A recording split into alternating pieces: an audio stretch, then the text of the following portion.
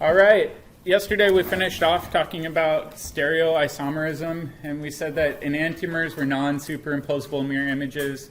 They have the same physical properties as one another, so they have the same melting point, the same boiling point, but they can be differentiated by their optical rotation. One enantiomer will rotate one way, the other will go the opposite way.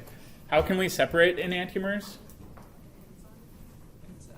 Yeah, they have to interact with another chiral molecule in order to separate them. So there's actually a few sections at the end of the chapter that discuss it in more detail. We're not going to spend a lot of time on that, though, because that gets into advanced chemistry. I also told you guys that the trick with enantiomers is both stereocenters, or all stereocenters, I should say, get flipped. So R becomes S and S becomes R. That's a really easy way to determine whether or not you've got a set of enantiomers. With diastereomers, I said that they're a little bit different. They're not mirror images, but they are connected in the exact same way. And in this case, they have different physical properties. And we said that diastereomers aren't just things with R and S. They can be used to differentiate alkenes even. The example I showed you guys down here, I showed you guys the second trick where diastereomers have some, but not all of their stereocenters flipped. That's another easy way to spot diastereomers. All right, let's briefly make a little note for meso compounds, and I'll show you one last trick.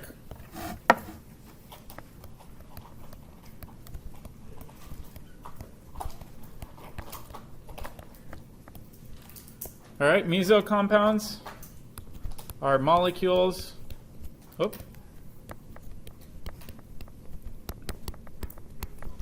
that have stereocenters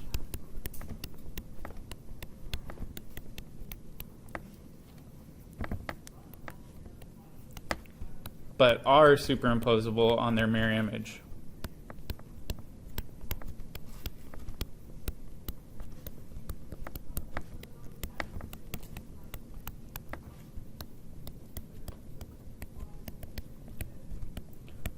Just like we saw with our problem of the day, they have an internal mirror plane. Let me write, contains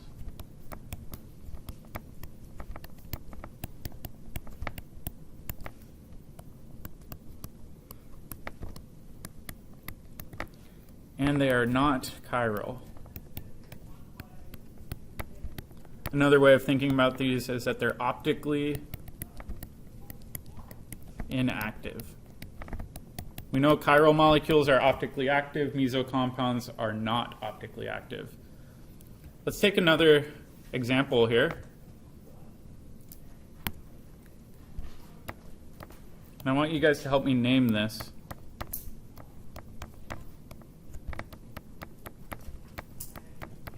What would this compound be called? Yeah, 1,2-dimethyl cyclopropane. And in this case, is it cis or trans? Cis. So this would be cis 1,2-dimethyl cyclopropane. Right? And if we take the mirror image of this and we draw it out over here, all we're doing is making the exact same molecule. It's superimposable. And it makes it really easy to spot this because it's got an internal mirror plane. So this one will be the same compound. All right, now what I want us to do is to find stereocenters and to label them as R or S. So let's take a look at this one right here. Will that be R or S?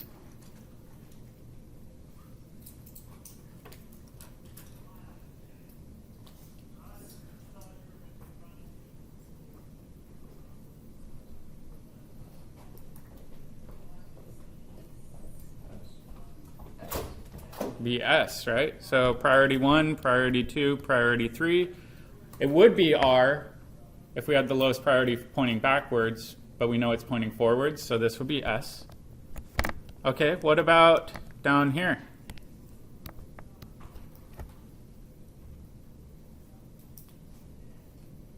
What do you guys think? Would that be R or S?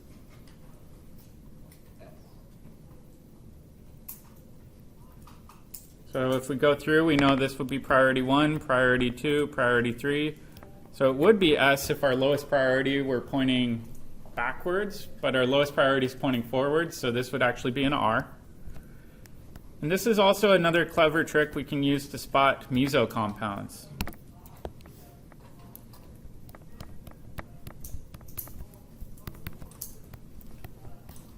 Meso compounds have symmetry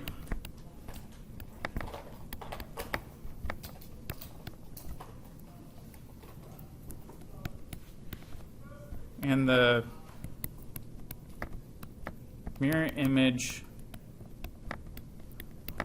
of each stereocenter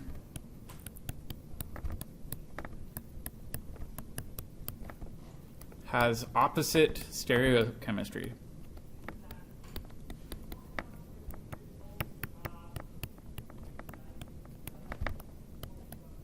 So for example, in this one, that cis-1,2-dimethylcyclopropane is symmetric, and the stereocenter that I've indicated with red has a mirror image stereocenter shown in green, and in this case the stereocenters are flipped, right? One's R and one's S. That can be a really easy way to spot a meso compound.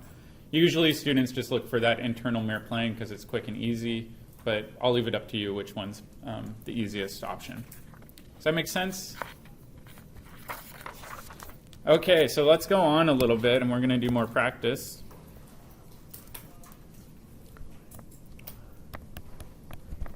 We'll do potential number, whoop, that's a terrible N. Potential number of stereoisomers.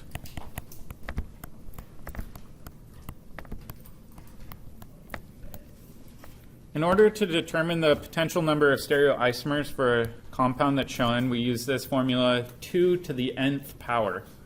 And this tells you the number of stereoisomers.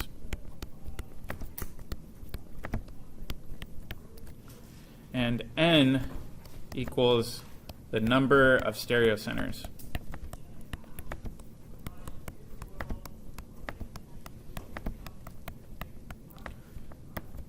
One thing I will do is I'll put an asterisk in here. And this asterisk is that we should always watch out for meso compounds.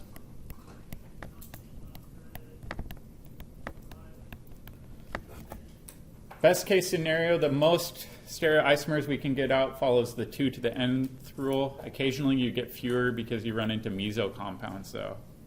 So let's practice this a little bit, and I want you guys to help me come up with all of the possible stereoisomers, and then we'll determine their relationship to one another. All right, so draw all possible stereoisomers.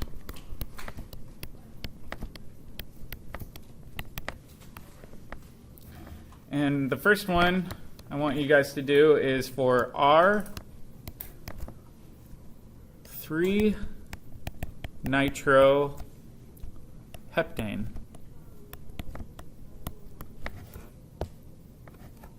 What's a nitro group?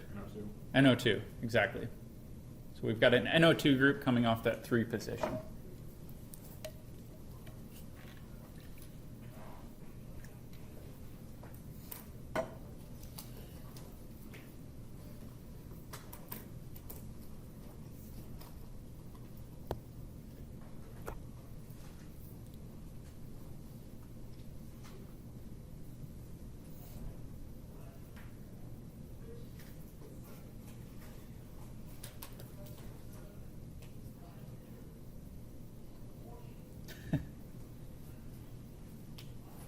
So I'll show you guys how I tackle problems like this. I start with the backbone. Heptane is how many carbons? 7. So I'd say, all right, that's 4, 6, 7. And then I would number this. I'd go, all right, 1, 2, 3, 4, 5, 6, 7. And then we know off that 3 position, we're going to have an NO2 group, right? In this case,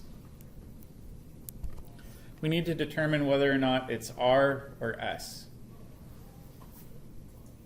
In this case, I don't have a dash or a wedge drawn, so let's just try them. All right? Sorry, I'm going to indicate this more clearly. Is this one R or is it S?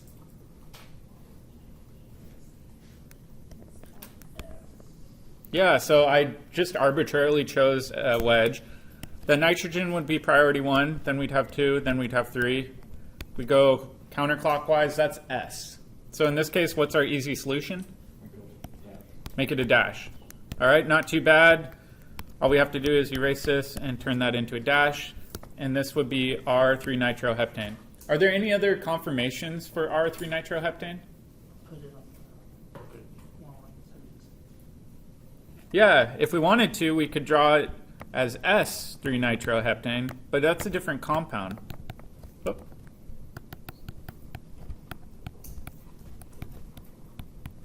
So let's just, for the sake of argument, draw these out. And we flip that stereocenter. All right, now the question is, what's the relationship between these two? They're enantiomers, right? We flipped all of our stereocenters. They're non-superimposable mirror images, so these would be enantiomers.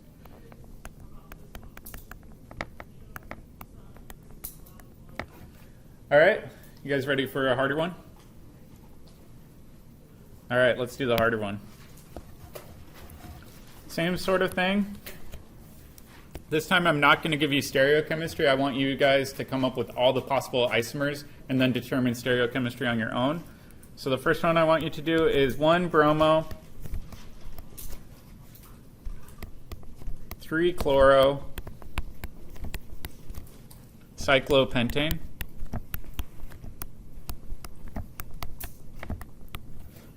And help me determine all of the various isomers. I'll give you guys a minute to work on that.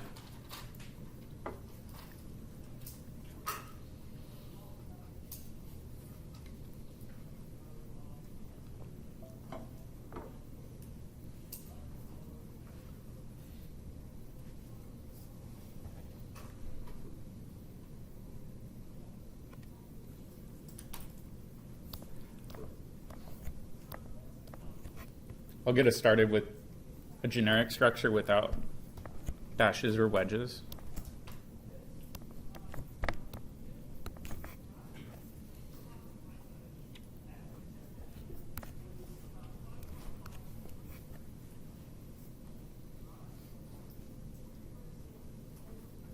I'm going to just draw skeletons.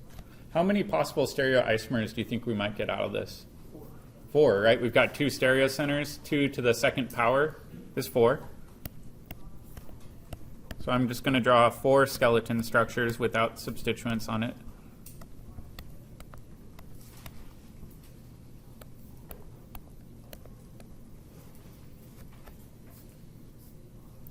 All right, for the first one, arbitrarily I'll just do both wedges, just for the sake of argument. All right, for the second one. Shouldn't be 1-3, not 1-2. Oh, good catch. I'll keep you guys around. All right, for the next one, we'll do both dashes just for fun. Oh, shoot. Bromine and chlorine. There we go. For the next one, I'll do 1 wedge and 1 dash.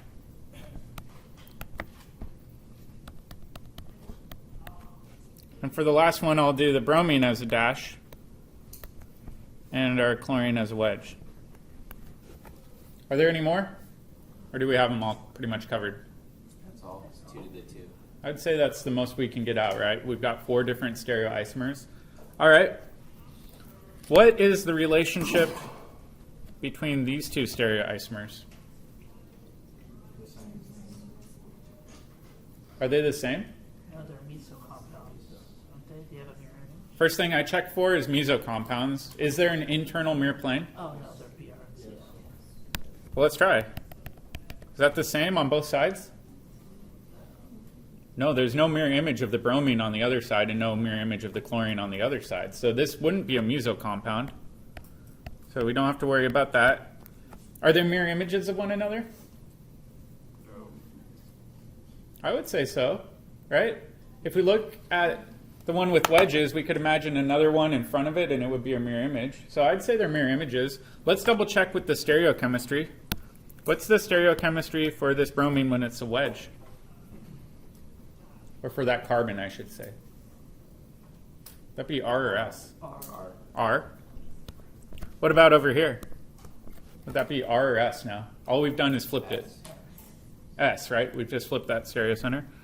All right, let's do the same thing over here. What is it for this chlorine, or that carbon attached to chlorine?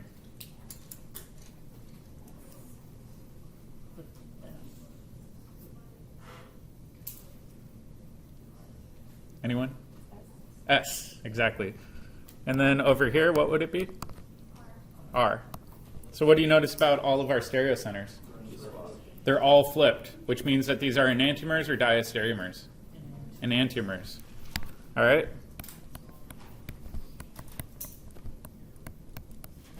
All right, what's the relationship between these two?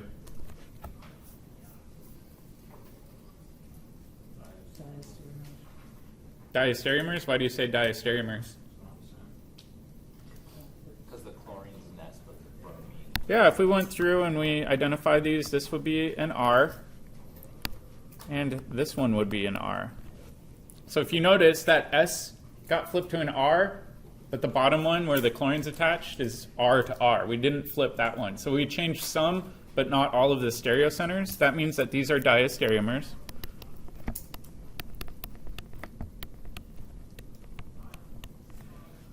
And let's take a look at these two.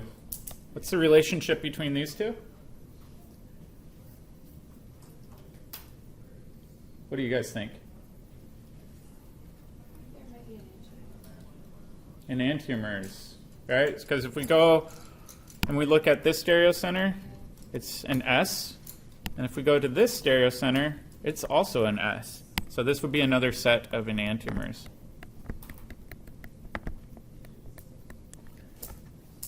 I will say that on the exam, I'll give you guys problems like this where I give you a pair of molecules and I'll ask you to classify them as identical, enantiomers, diastereomers, or constitutional isomers. It's up to you to figure out which ones you think fit best. However, my one word of advice is determine the stereochemistry. Plug in that R and S. It'll help you a lot. If you notice that all of your R's have been switched to S's and all of your S's have been switched to R's, then you know they're enantiomers. If some but not all are switched, then you know they're diastereomers. And if you see something that's R and S and it's symmetric, you know it's a meso compound and probably identical.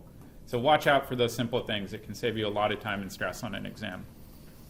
You guys want to do another one? Always. Oh. All right, we'll do one last warm-up one. This time I've got 1,3-dimethyl cyclopentane. So our generic skeleton structure looks pretty similar to what we had before, but now we've got two methyl groups off of it. How many possible stereoisomers?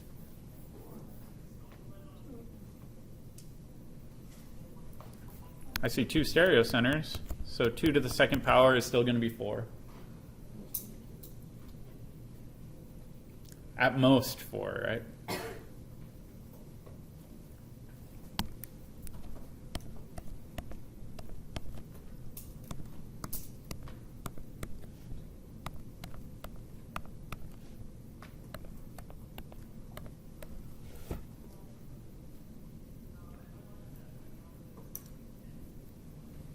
Once you think you've got all 4 of these, give me the thumbs up so I can tell.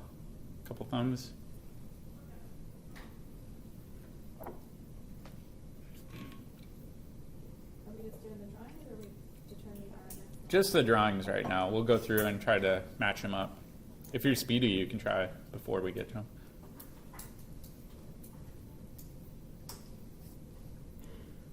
How many people have all 4 drawings? All right, let's take a look. First one, arbitrarily, I'll do 2 wedges. Second one, just like before, I'll do 2 dashes. And then I'll do a wedge and a dash. Whoop, sorry, and then a dash and a wedge. All right. First thing I check for are meso compounds. Do we have any? Ah, we do this time. If we look at this one and this one, they both have internal mirror planes. That means that these are the same compound.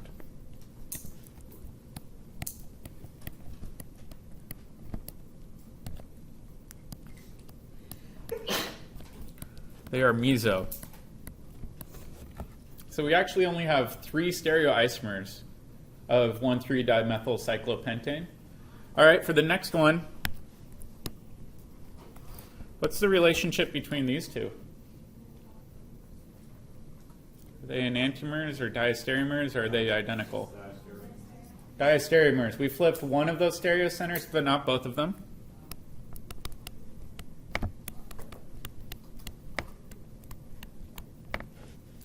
And then what about these two? We flipped both stereocenters, so these would be enantiomers. And then what about, sorry, I'm going to draw over these. These two. What would the relationship be? Diastereomers. You guys are getting good at this.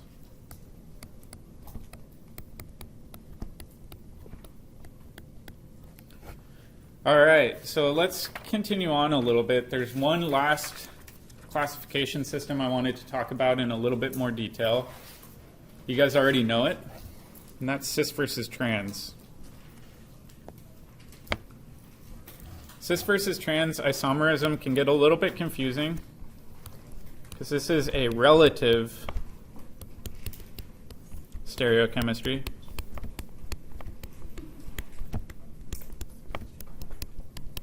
Not absolute.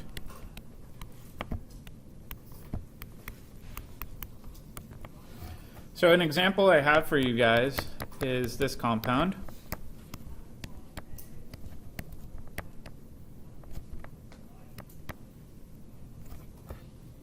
What would we name this?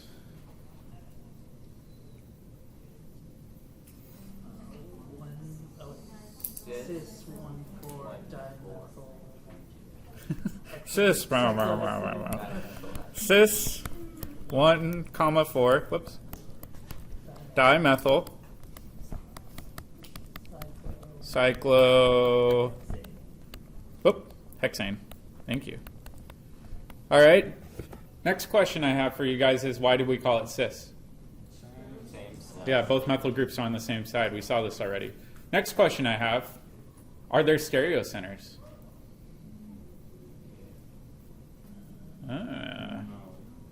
Head scratcher. Yeah. Is that a stereocenter? No, it doesn't have 4 different substituents coming off of it. This confuses people a lot of times. So if we go out this chain is exactly the same as going down that chain. Those are considered equal substituents coming off of that carbon. That means it's not a stereocenter. So we can't assign R or S to this. That's why we call it a relative configuration. You oftentimes see cis or trans used in situations like this. The other situation would be one where you have this, and this would just be trans 1,4-dimethyl cyclohexane. And does this have stereocenters? No, it doesn't have stereocenters. So again, we can't use that R or S naming system when we're talking about cis or trans in these unique situations. Remember that cis is always used to compare identical substituents, not different substituents. There's also a system that's used with alkenes. And I'll show you guys that really quick. We're going to cover this in more detail in later chapters. But let's say we've got this alkene, and I've got a chlorine and a hydrogen, and I've got a bromine. Would this be cis or trans? I'd say trans, because if we draw in this line through our double bond, we've got one hydrogen on a different face than the other. We're only comparing identical substituents, So this would be trans. And then if we've got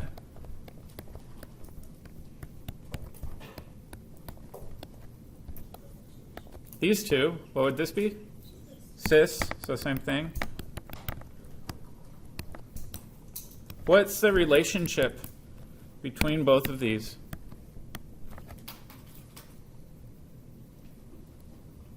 They're connected the same way, so they're stereoisomers.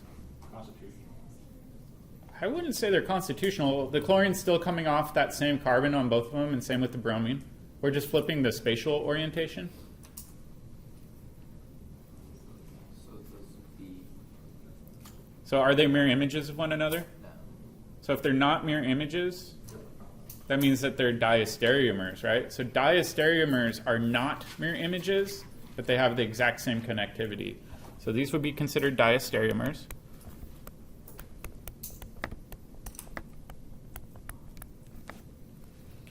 And then let's do one last one.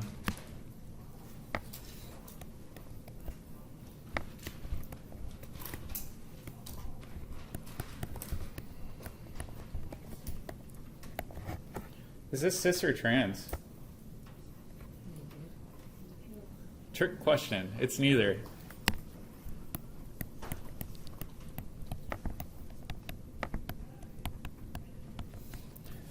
We'll talk more about how to name alkenes, and there's actually another stereochemical designation when we get to naming alkenes, but we're going to skip over that for right now. The important thing to remember is cis and trans can only be used to compare identical substituents, and it's completely separate from R and S. It can be a little confusing. All right, one last thing for the chapter. That's Fischer projections. Your problem of the day yesterday was looking at some work that was done by Emil Fischer. The drawing system was named after him, and it's pretty easy. He came up with this shortcut.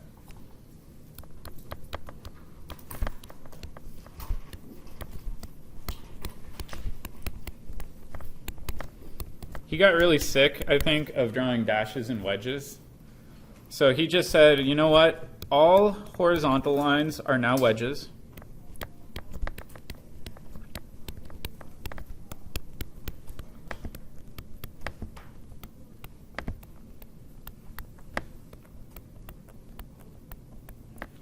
And all vertical lines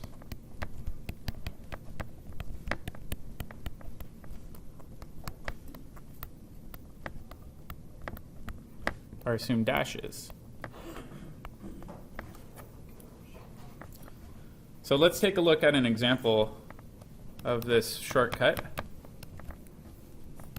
Let's say I've got a Fischer projection that looks like this, with an ethyl group on top, a methyl group on bottom. Oh, let me clean this up. A hydrogen on the right, and an alcohol on the left. If you notice, he didn't include any dashes and wedges. This is his shortcut. But if we try to draw this using a Fischer projection, this carbon to this ethyl would be an assumed, whoops, sorry, I've got this backwards. There's an assumed dash because it's vertical. The horizontal lines are wedges, so that hydrogen now becomes a wedge. This methyl group is a dash, and this alcohol is a wedge. Right? So these are the exact same molecules. One's drawn in Fischer notation.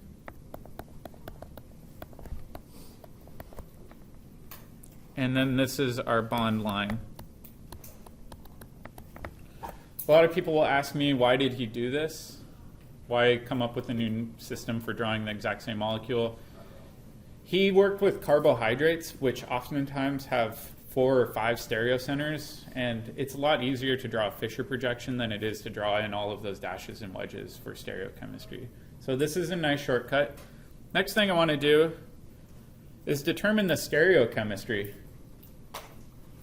for this central carbon. So right here, which is the same carbon as right there. Is that going to be an R or is it going to be an S?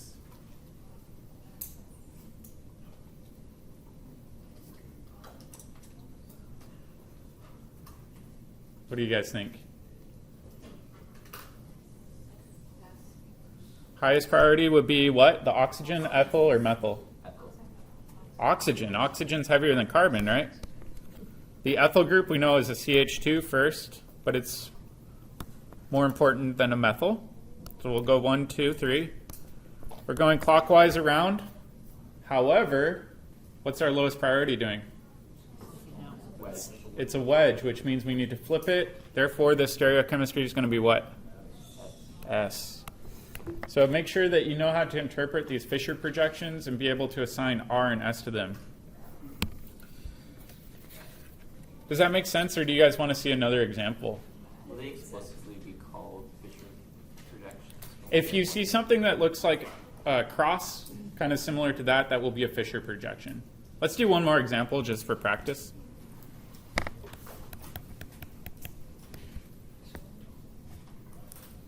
Let's do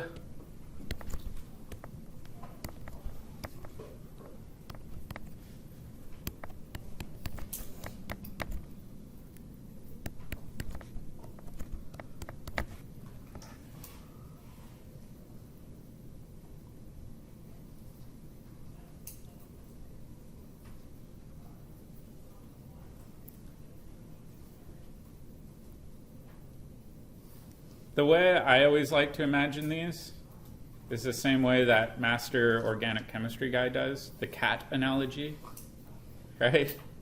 So if you think about this, this is like a cat laying on its back with all 4 feet up in the air. What are the feet? It's the alcohols and the hydrogens, right? So they're the wedges coming out towards you, but the head and the tail are curled back. So you can imagine this as a tummy view of your molecule. I know that's cheesy, but it's a good way of viewing it.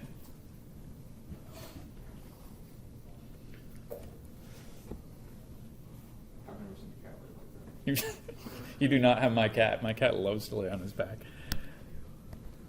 All right, let's assign stereochemistry to both of these. All right, for the red one, would that be an R or an S? R. Highest priority would be bromine. Whoop, let me stay on red.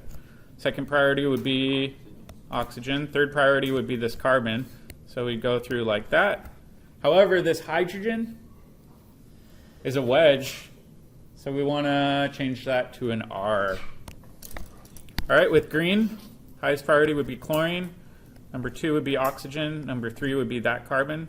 So we'd be going counterclockwise, but again, our lowest priority is a wedge. So would this be an R or an S? S. An R, because that hydrogen's a wedge, we have to flip the assignment. So both of these would be R's. I'm just a little confused on the naming of this overall compound. If, when not for this one, but when you have an R and an S, how do you decide how to name it? Yeah, that's a good question. So the question, let's go back. I'm going to put it in the right spot.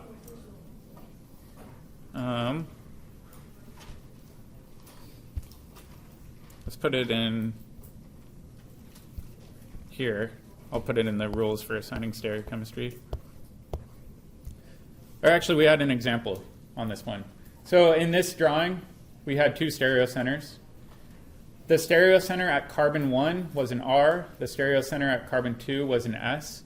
So as your prefix, you do 1 R, comma 2 S. You bracket that, and then name it as normal.